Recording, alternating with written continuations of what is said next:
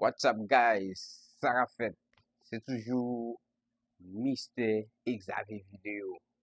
Je dis à nous venons faire un petit coup de parler sur YouTube. Bah, venir faire show, bah, venir faire émission. Mais nous avons un petit dialogue ensemble, spécialement pour nous parler de YouTube. YouTube vraiment compliqué dans moi ça. Je parle avec nous là, en 2026. Et YouTube est vraiment compliqué. Jusqu'à présent, il y a des gens qui ne peuvent jamais comprendre algorithme YouTube là.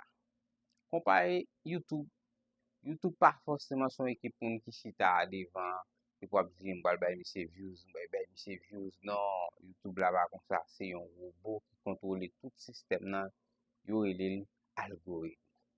Gagner des algorithmes, c'est ça tout nèg pas te connaît. YouTube short gagne algorithme pal. YouTube vidéo longue gagne algorithme pa yo. C'est pas un seul algorithme là qui pour bon ni short ni vidéo longue. Vidéo short là, comment ni? C'est petit coup de vidéo qui pas filmé comme ça, mais qui filmé comme ça. Bon, bon, exemple. Ok, bon, exemple. Avec, pas comme ça. L'homme met téléphone comme ça, ou filmé, ça. Le lague sur YouTube, normalement, il est tombé sur YouTube long. Alors, filmé comme ça, mais l'homme met le téléphone comme ça, ou filmé, normalement, il est tombé sur YouTube short. Li pa tombe nan même liste ensemble avec YouTube normal là. Li tombe sur YouTube short. Gen Facebook long, gen Facebook short. Li joue même bagay. Monte sur Facebook ap gade vidéo a passé comme ça après. Ou après plus short yo kap monte. YouTube là même jan. Le pou gen TikTok, n'a gade format TikTok yo, c'est format short. Ou après TikTok ou ap monte comme ça, ou ap passer vidéo comme ça, automatiquement y a joué. Short là, c'est des mêmes gens sur YouTube. Mais YouTube long là, non. Li yon gens, c'est où pour cliquer. Mais short là, pour passer sur lui, li jouer automatique. C'est ça fait vidéo short, toujours by keep views. Moun n'a pas besoin d'intéresser à vidéo là pour faire views dans YouTube short parce que c'est passer droite li. Et quand tombe sur le pas arrêter, depuis le passer sur même views ça, li tout écrit, li tout marqué. C'est ça qui gagne dans YouTube short. Même sur TikTok, ou capable bien comprendre quoi pas tomber sur mon là, laisse ça mon va dire quête. Pas bien tel la plaie des sous mais non menti, c'est passer ou juste tomber sous lui. Comment YouTube short payer? YouTube short plus de 10 centimes, ou ka faire $1, $2, $3 jusqu'à $10 dans un short. Ça dépend des views du bon million l'autre. Parce que ou ka la gon shot matin là dans 4h, 5h, 6h dans les bon million.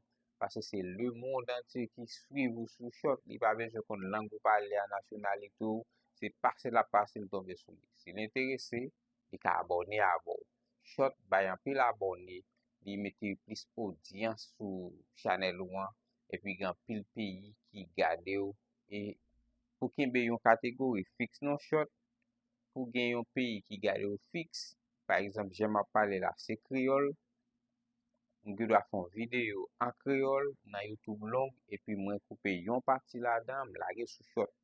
On a moun qui intéressé, qui te ouais petit bout là dans short là, li doit retourner à le chercher dans YouTube long pour le film garder.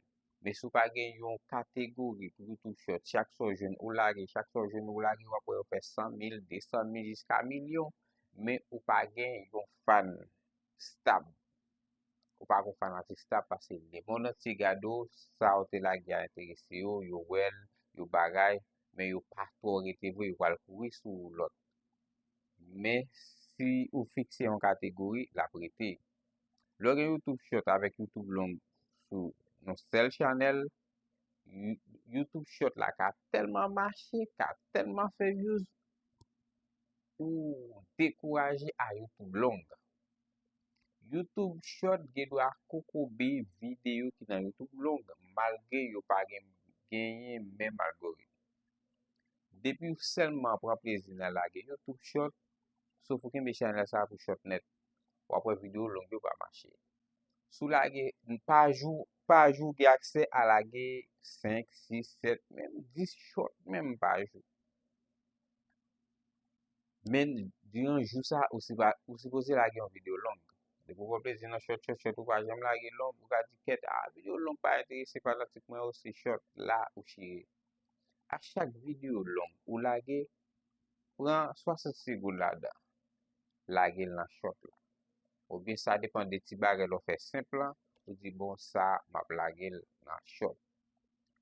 De fwa ka pa mèm di wap lage l nan short. Depi de filme kon sa, otomatikman lap tombe nan short. Di kon sa, lap tombe sou YouTube long. Kene ki di, eske kamera pa filme an short? Oui, di kamera ki filme an short, map vina seman vek video sa yo, plis pou nou. YouTube pa yon kou de chans. Mwen toujou di sa avek tout sa mèm yo. YouTube pa yon kou de chans.